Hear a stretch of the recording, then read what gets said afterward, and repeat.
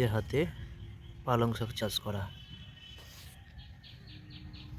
বাড়িতেই পালং শাক চাষ করা হয়েছে, পাশেই লাল শাক।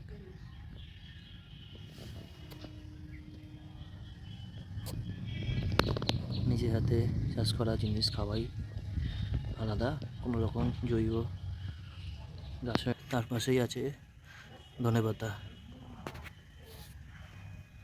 ধনেপাতা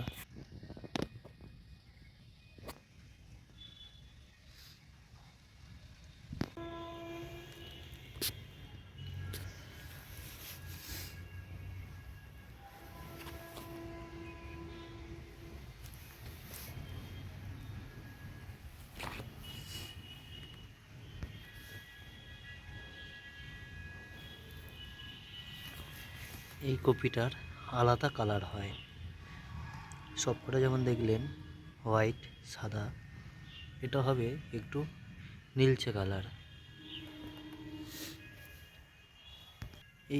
এখনো কপি ধরেনি, কপি আসবে, এলে দেখতে এই কপিগুলো ভালো লাগবে। বাড়িতে মটরশুঁটি চাষ করা হয়েছে।